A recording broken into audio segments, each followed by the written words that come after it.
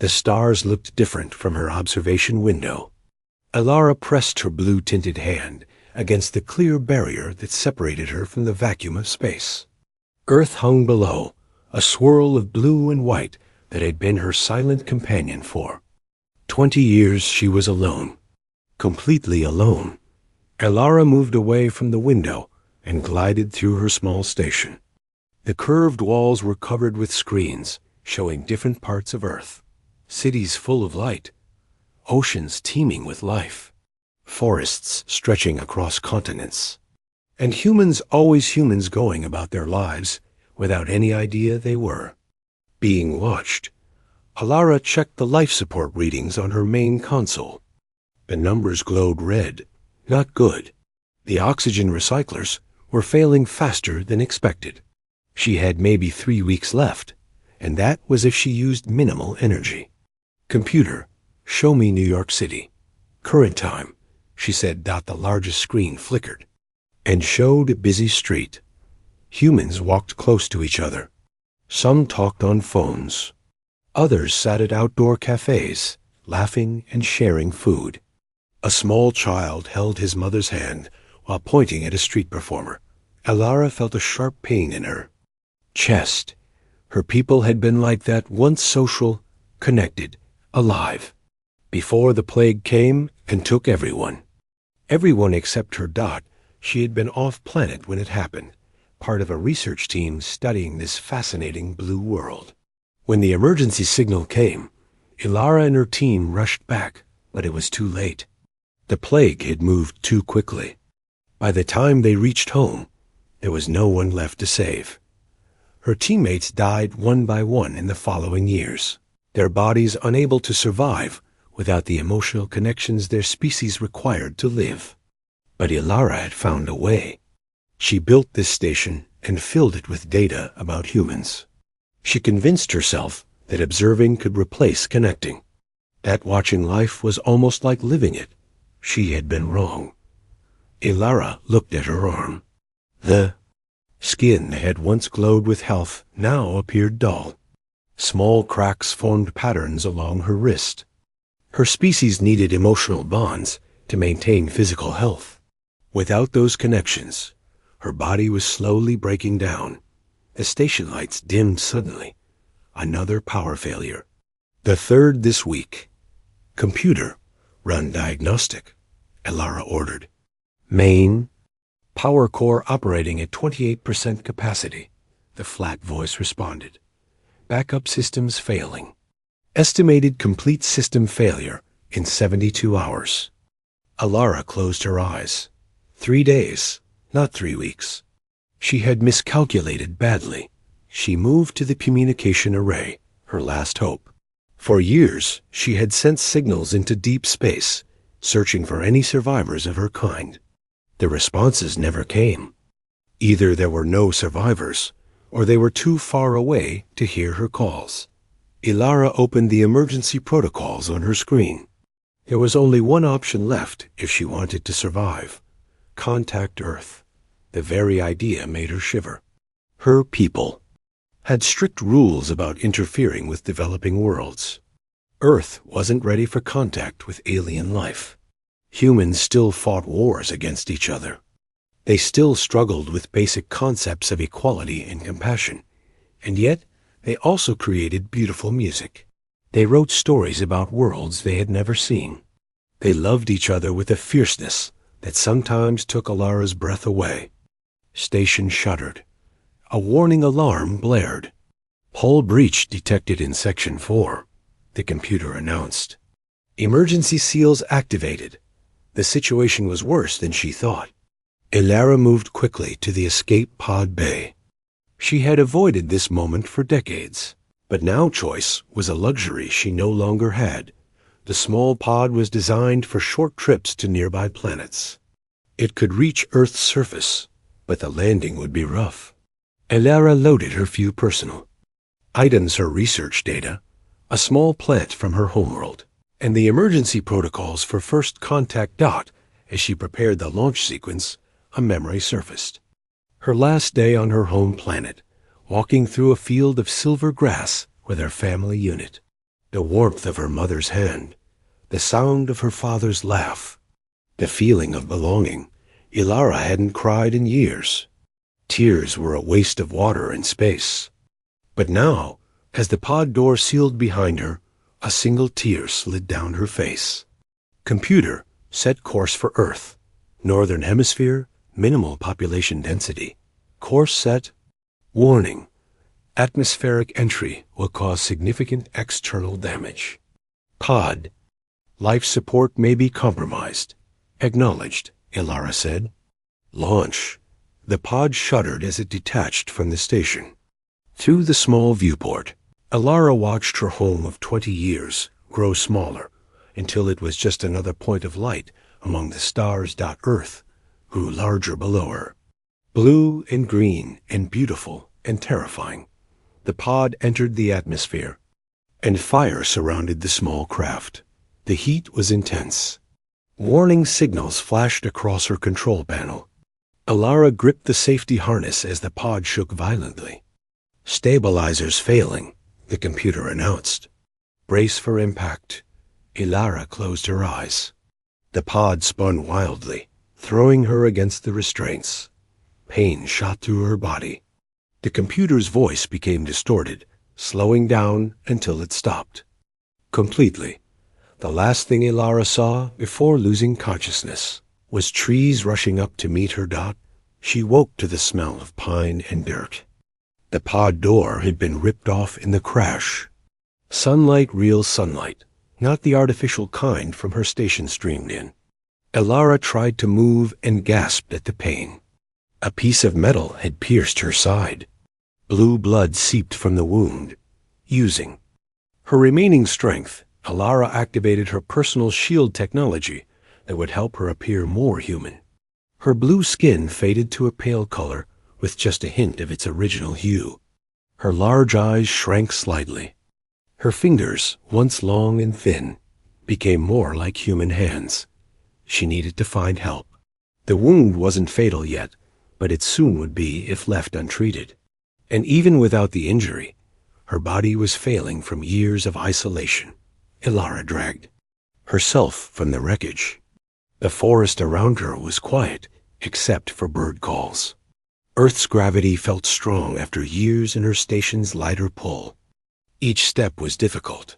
She had gone only a short distance when she heard it, the sound of footsteps on pine needles. Someone was coming. Ilara tried to hide, but her strength was gone. She collapsed against a tree trunk and waded through the Yasu. Trees came a human man. He wore hiking clothes and carried a backpack. He stopped when he saw her, his eyes widening in surprise. Ilara tried to speak, to explain, but no words came. The universal translator at her throat flickered weakly. The man approached slowly, hands raised to show he meant no harm. The last thing Ilara saw before darkness took her again was the man's face. It showed something she hadn't seen directed at her in 20 years. Concern, care, connection. Alan Collins had not expected to find anyone in these woods, let alone an injured woman with faintly blue-tinted skin. He knelt beside her still form, checking for a pulse. It was there, but weak and with an odd rhythm that didn't seem quite human. The woman had collapsed against a pine tree. Not far away, Alan could see smoke rising from what looked like a small crashed aircraft. He had heard the impact while hiking, but assumed it was a fallen tree. This was something else entirely. "Hey, can you hear me?" Alan asked, gently shaking her shoulder. The woman's eyes fluttered, but didn't open. Alan noticed a strange device at her throat that flickered with tiny lights. Her clothes were unlike anything he had seen before, a silvery material that seemed to shift colors in the sunlight. Alan pulled out his phone. No signal, as usual in these remote woods. He would have to help her himself. After 3 years living alone in his cabin, avoiding people and their questions about his past, Alan now faced a choice. He could leave this strange woman and alert authorities when he returned to an area with cell service, or he could take her to his cabin and help her himself, The woman made a soft sound of pain. That decided it. Alan couldn't leave her here, too. "Die. I'm going to help you," he said, though he wasn't sure she could hear him. "My cabin isn't far." Alan carefully lifted the woman. She was lighter than he expected, almost too light to be human. The thought made him pause, but he pushed it away. Whatever she was, she needed help. The hike back to his cabin took longer with his injured passenger. Alan moved carefully over fallen logs and around thick brush. The woman remained unconscious in his arms, her breathing shallow.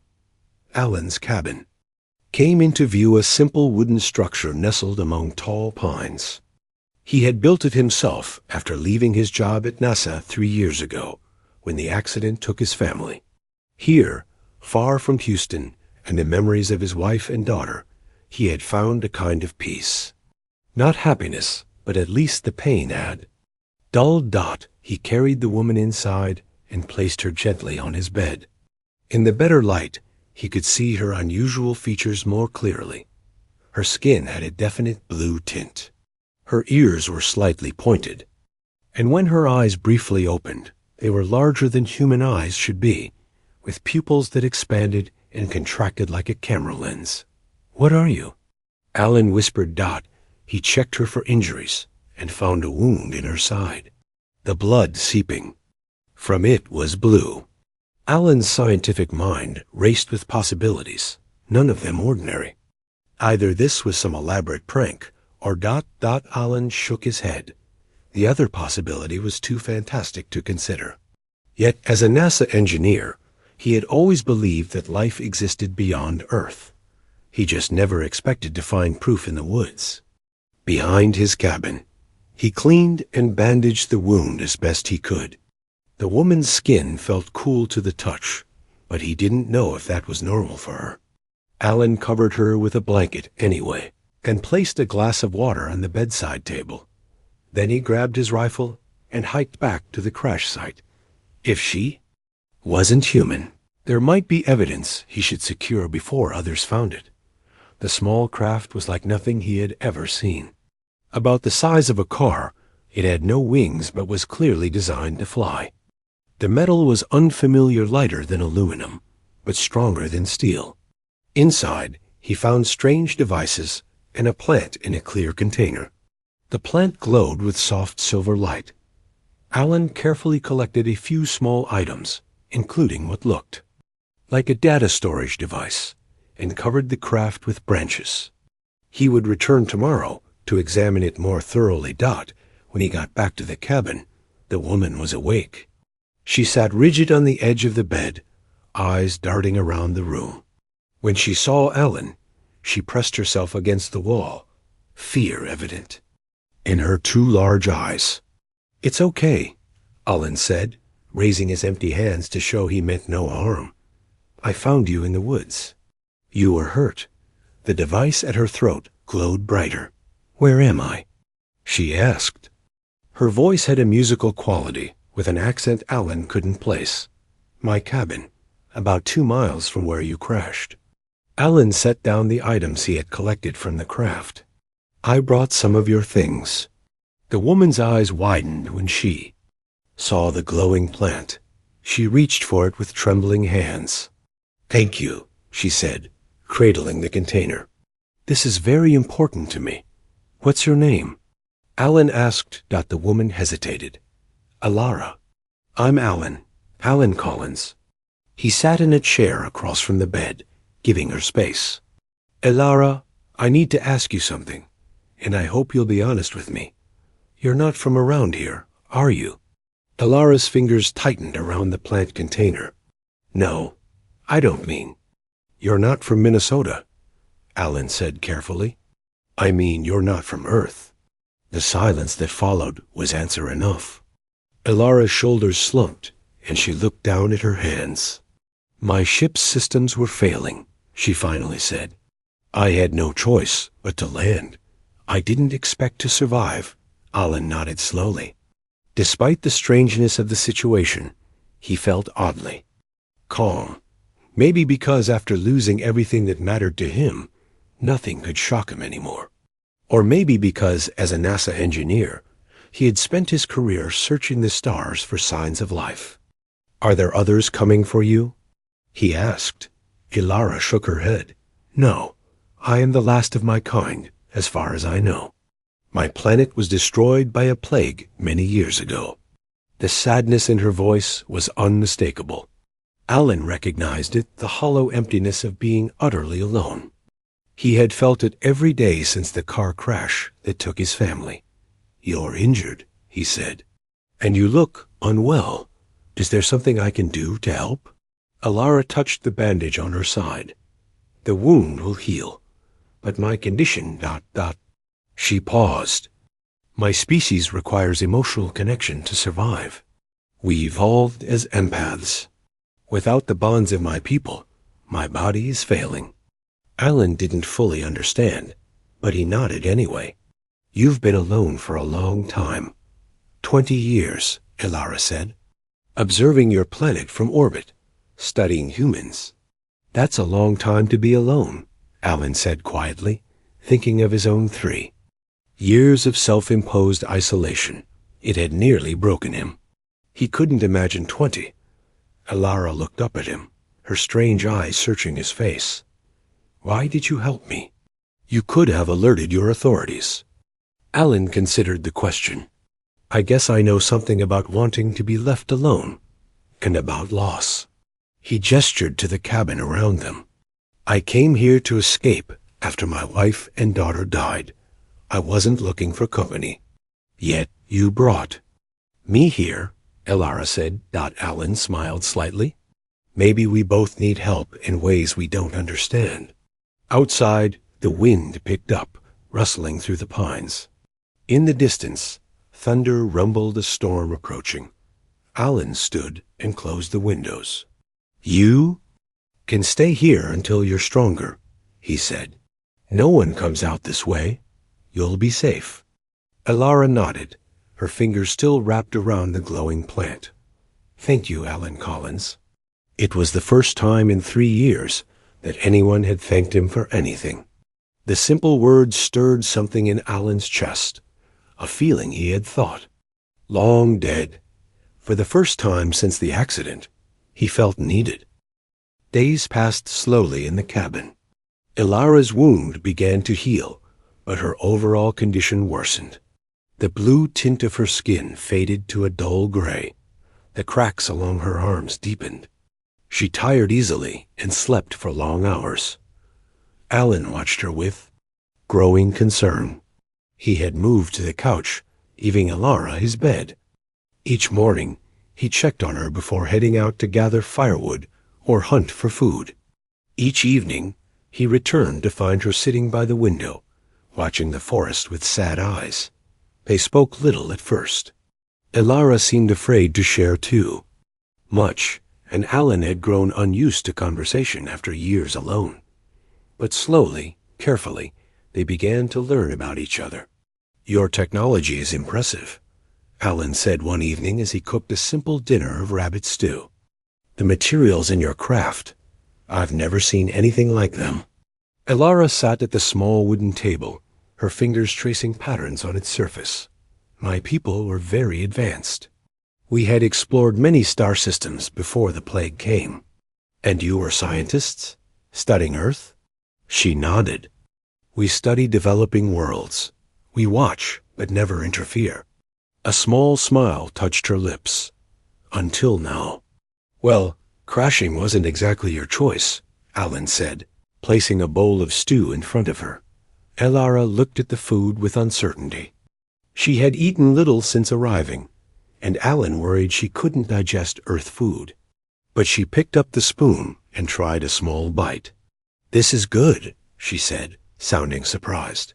"Thank you." Alan sat across from her with his own bowl. "You said your people need emotional connections to survive. What does that mean exactly?" Ilara set down her spoon. "My species evolved as empathic beings. We share emotions, joy, love, hope through touch and proximity. These shared feelings generate energy that sustains our physical form." She looked down at her graying hands. Without that connection, our bodies ... fade. Alan thought about this. Like plants needing sunlight? Similar. Yes. But we need emotional light, not physical light. Alara's large eyes met his. Your species fascinates us because you feel emotions so strongly, yet you often hide them from each other. Alan looked away. Sometimes it's easier that way. Is that why you live alone? To hide your feelings? The question hit close to home. Alan had come to these woods to escape the pity in people's eyes after the accident. To avoid the pain of human connection. Maybe, he admitted.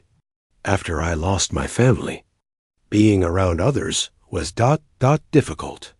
Alara nodded as if she understood perfectly. Perhaps she did. Their quiet routine continued for several more days. Alan noticed that Alara seemed strongest when they talked, when they shared stories of their different worlds. Her color improved slightly during these conversations, only 2. Fade again when they parted. One morning, Alan woke to the sound of piano music. He had brought the small upright piano to the cabin when he first moved in, but rarely played it anymore. The music was hesitant, simple, someone picking out notes one by one. He found Alara sitting at the piano, her long fingers gently pressing keys. She looked up when he entered. I hope this is allowed, she said. The sounds are ... beautiful. It's fine, Alan said, coming to sit beside her on the bench. My daughter used to play. Alara moved aside to give him room. Will you show me? Alan hadn't touched the piano in 3 years. The memories were too painful. But something about Alara's simple request made him place his hands on the keys. He began to play a song he had once taught his daughter, a simple melody his wife had loved. As the notes filled the cabin, Alan felt the familiar ache in his chest. But for the first time, the pain was mixed with something else, a bittersweet joy in remembering the good times. He glanced at Alara and stopped playing in surprise. Her skin glowed with a soft blue light. The cracks along her arms seemed less severe. Her eyes shone brighter than he had seen since finding her in the woods. Your music, she whispered. It carries such strong emotion. Alan looked down at his hands on the keys. I love them very much, my wife and daughter. I can feel it, Alara said. When you play, your emotions, they reach me.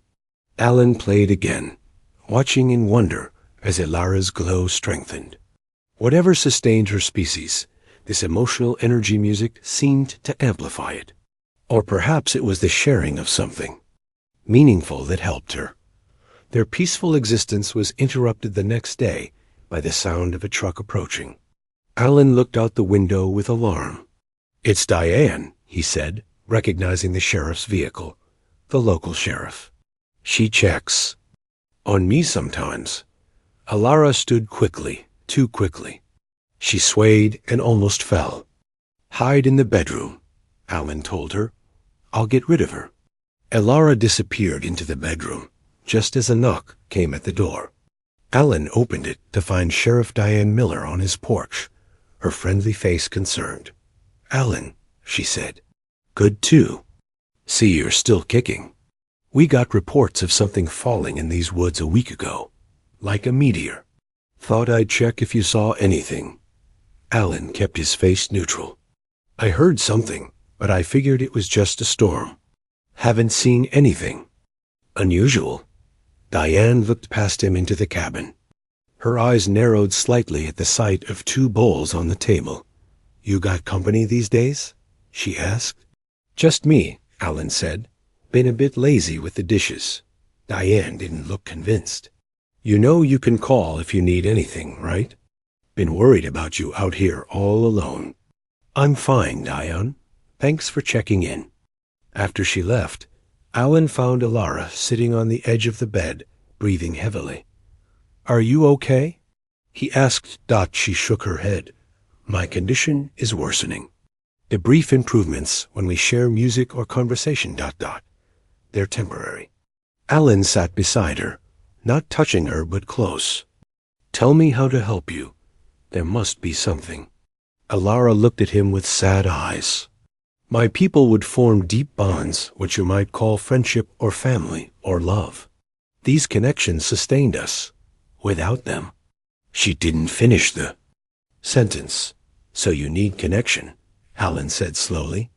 "Real connection." "Yes, but I have been alone so long. I don't know if I remember how." Alan thought about his own isolation, how he had walled himself off from feeling after losing his family. He had forgotten how to connect too. "Maybe," he said quietly, "we can remember together." For the first time since he had found her, Alara smiled a real smile that reached her eyes. And for the first time in 3 years, Alan felt something crack open in his chest, something that had been frozen for a very long time. Alan woke in the middle of the night to the sound of Alara crying out. He rushed to the bedroom and found her tangled in the sheets, her body shaking with fever. Her skin had lost almost all of its color, and the cracks along her arms had spread. To her face, "Alara," he said, touching her shoulder gently. She felt ice cold. "Alara, wake up." Her eyes opened, but they were unfocused. "The stars," she whispered. "They're going out." Alan placed his hand on her forehead. The fever was unlike anything he had felt before, cold instead of hot, as if her body was freezing from the inside. "I need to get you help," he said. Alara grabbed his wrist with surprising strength. "No hospitals. They would study me, like a specimen." "Then what?" "I don't know how to help you." Alara's eyes cleared slightly. "There is someone, another human who knows what I am. A doctor. She helped my research team years ago, before the others died." Alan felt a surge of hope. "Where is she? What's her name?" "Susan Hayes, in the town. Near here. She knows about my species." Alan gently tucked the blankets around Alara. "I'll find her. Just hold on." He drove into town as the sun rose, his old truck rattling down the dirt roads. Pine Valley was a small Place 1 main street with a few shops, a diner, and a medical clinic. Alan hadn't been to town in months, and people stared as he parked. Outside the clinic, the receptionist looked surprised to see him. "Alan Collins, are you okay?" "I need to see Dr. Hayes. It's an emergency." "She's with a patient. Tell her it's about the research team from 20 years ago. The one that studied the stars." The receptionist looked confused, but went to deliver the message. Minutes later, a woman in her 60s with silver hair and sharp eyes appeared. "Alan Collins?" she said. "I don't believe we've met." "We haven't. But I need your help with—" A mutual friend. Understanding dawned in her eyes. Without another word, she grabbed her medical bag and followed him outside. "How do you know?" she asked once they were in his truck. "She crashed near my cabin. She's been staying with me, but she's getting worse." Dr. Hayes nodded. "I was part of a small group that made contact with their observation team 2 decades ago. We agreed to keep their presence secret. The world wasn't ready then." She looked at Alan. "It still isn't." They drove in silence after that. When they reached the cabin, Dr. Hayes followed Alan inside without hesitation. Alara lay motionless on the bed. Her skin had turned almost transparent, the cracks now covering most of her body. Dr. Hayes gasped when she saw her. "Oh, my dear," she whispered, rushing to Alara's side. "What happened to the others?" "All gone," Alara said weakly. "I am the last." Dr. Hayes examined Alara with gentle hands, checking her pulse and looking at the spreading cracks. She pulled equipment from her bag's strange devices Alan had never seen in a standard medical kit. "You've been treating her?" she asked Alan. "As best I could. She told me her species needs emotional connection to survive." Dr. Hayes nodded. "They're empathic symbionts." They literally feed on emotional energy exchanged through close bonds. She looked at her readings with concern. She's been alone too long. Her cellular structure is breaking down. Can you help her? Alan asked. This isn't a medical problem in the usual sense. Her body is failing because her spirit is starving. Dr. Hayes put away her equipment. When her team was here, they maintained their health through their connections with each other, and through limited interactions with the humans who knew about them, myself included. Alan sat on the edge of the bed. She seems better when we talk, when I play music, but it doesn't last. Brief connections help, but they're like giving sips of water to someone dying of thirst. She needs more. Dr. Hayes looked at Alan thoughtfully. You care about her, don't you? The question caught Alan off guard. Did he care? After years of feeling nothing but grief and emptiness, he wasn't sure he remembered what caring felt like. But in the past weeks, watching Ilara struggle, sharing stories, playing music for her, something had changed. Yes, he said simply. I do. Dr. Hayes took his hand and placed it over Ilara's. Then tell her, show her. Their species communicates emotion through touch and openness. No walls, no hiding. Alan looked down at his hand, covering Ilara's gray one. For 3 years, he had kept his emotions locked away, buried beneath layers of isolation and pain. The thought of opening up terrified him. I don't know if I can, he whispered. Then she will die, Dr. Hayes said bluntly, and you will remain. Alone, she stood and moved toward the door. I'll wait outside, give you privacy. After she left, Alan sat in silence, his hand still resting on Ilara's. The alien woman's breathing was shallow, her body barely moving. Ilara, he said softly, I don't know if you can hear me. No response. Alan closed his eyes. The walls he had built around his heart seemed impenetrable, but for Ilara's sake, he had to try. My wife's name was Lisa, he began, his voice breaking. My daughter was Emma. They died 3 years ago in a car accident while I was away on a NASA mission. The words felt like they were being torn from his throat. I wasn't there to protect them. I've never forgiven myself for that. Tears came then, the first he had allowed himself in years. They fell onto his and Ilara's joined hands. I came here to disappear, to stop feeling because feeling hurt too much. His grip on her hand tightened. But then you crashed into my life literally, and something changed. Watching you fight to live reminded me that I stopped living years ago. I've just been existing. Alan placed his other hand over hers, holding it between both of his. I don't want to just exist anymore, Ilara. And I don't want you to die. Something warm spread through his hands where they touched hers. A faint blue glow appeared at the point of contact. I care about you, Alan continued, letting the walls around his heart crumble. Your courage, your kindness, your curiosity. You've been alone for 20 years, watching life instead of living it. I've been doing the same for 3 years. Maybe we can stop watching and start living together. The blue glow strengthened, spreading up Ilara's arms. The cracks in her skin began to close. Her breathing deepened. Slowly, her eyes opened. They were bright again, the strange pupils focusing on his face. Alan, she whispered, I feel you. He smiled through his tears. I'm here. No, she said, her free hand reaching up to touch his face. I feel your emotions. They single quotes beautiful. The door opened and Dr. Hayes stepped back in. She stopped in surprise when she saw the blue glow emanating from Ilara. It's working, she said, amazement in her voice. The emotional bond is healing her. How? Alan asked, not taking his eyes off Ilara. Love, Dr. Hayes said simply. The strongest emotional connection there is. Spring came to the forest, bringing new life.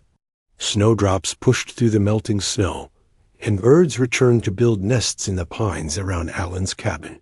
Inside, another kind of rebirth was taking place. Elara stood by the window, her skin now a healthy blue. The cracks had healed completely. Her eyes shone with life as she watched a family of deer at the edge of the clearing. She wore simple human clothes, jeans, and one of Alan's flannel shirts, but there was no mistaking her alien nature. "They come every morning," Alan said, joining her at the window. "The mother had her fawn about a week ago." Elara smiled. "Life. Continuing. It's beautiful." 3 months had passed since the night Alan broke down his emotional walls to save her.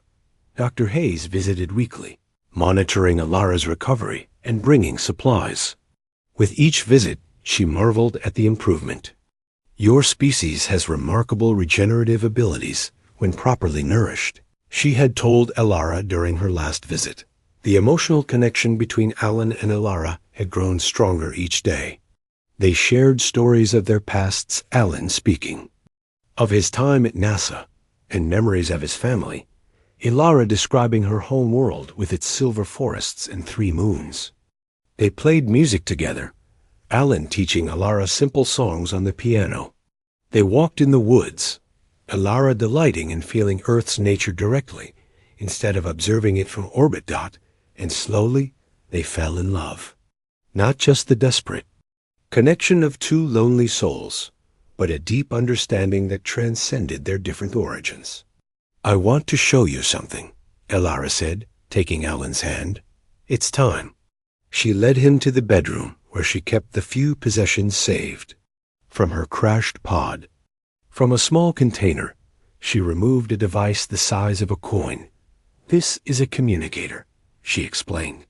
"I've repaired it using parts from my pod. It can send a signal to deep space." Alan's heart sank. "You're trying to contact your people?" "I thought you said they were all gone." "I believe they were," Elara said. "But as my strength returned, I began to sense something. Faint echoes, like distant heartbeats." Her large eyes met his. "I think there may be survivors." "Other research. Teens who were off-planet when the plague struck." "You want to leave," Alan said, trying to keep the pain from his voice. Elara touched his face gently. "No, I want them to come here," she smiled. "My observation mission was to determine if Earth was ready for contact. After 20 years, my answer was no. Humans were too divided, too fearful of differences." She took both his hands in hers.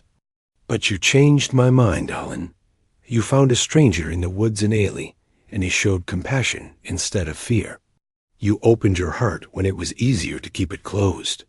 If more humans are like you, then perhaps Earth is ready after all." "What if they're not?" Alan asked. "What if people react with fear?" Before Elara could answer, they heard the sound of vehicles approaching, multiple engines growing louder.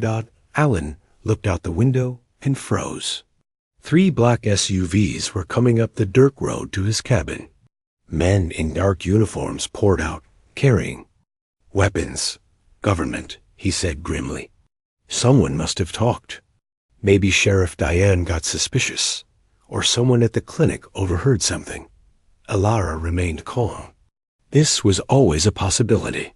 "We need to run," Alan said, reaching for his jacket. "There's a back trail through the woods." "No," Elara said firmly.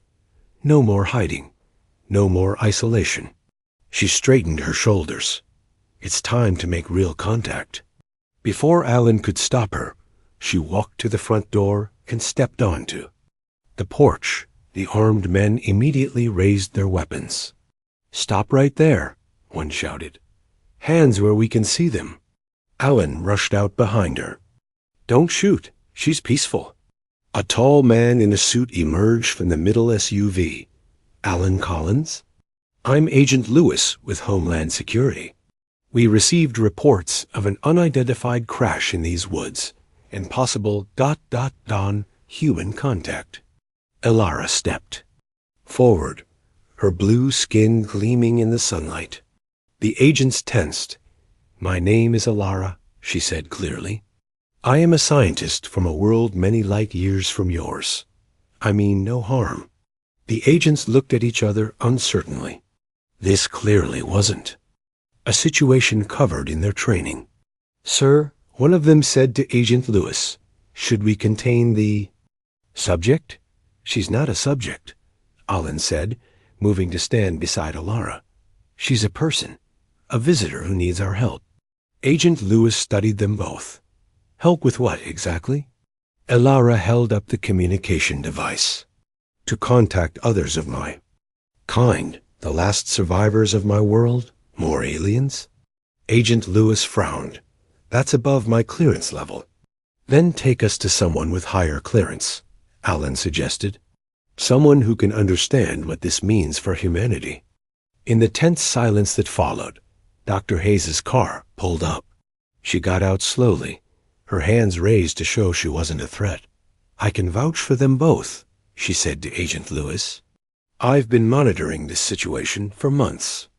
And 20 years ago, I was part of a classified first contact team that met Ilara's research group." "Hayes?" Agent Lewis checked a tablet. "Dr. Susan Hayes, you're on our list too." "Then you know my security clearance," she said calmly. "And you know I wouldn't endanger national security." The standoff lasted several minutes more, with agents speaking quietly into radios. Finally, Agent Lewis made a decision. "You'll all come with us," he said. "The higher-ups want to debrief you." As they were escorted to the vehicles, Alan whispered to Alara, "Are you sure about this?" "Once the government gets involved, I've studied your species for decades," she replied softly. "Yes, there is darkness in humans. Fear, hatred, violence. But there is also what you showed me: compassion, courage, love." She squeezed his hand. "My people need that. We were dying, not just from the plague, but from isolation. We forgot how to connect." Alan looked at her glowing blue skin, at the life that had returned to her eyes. "And you think humanity can help?" "You did," she said simply. "Your embrace brought me back to life. Perhaps together, our species can heal each other." 6 months later, Alan stood on the observation deck of the newly established First Contact Center. Once a secret military base, it was now a scientific facility where humans and the small group of Alara's people who had answered her call worked together. Alara joined him, wrapping her arms around his waist from behind. "The new arrivals are settling in well," she said. "Their health is already improving with the emotional connections they're forming." Alan turned to face her. "And the government? Still behaving?" "Dr. Hayes makes sure of it," Alara laughed. "No one argues with her."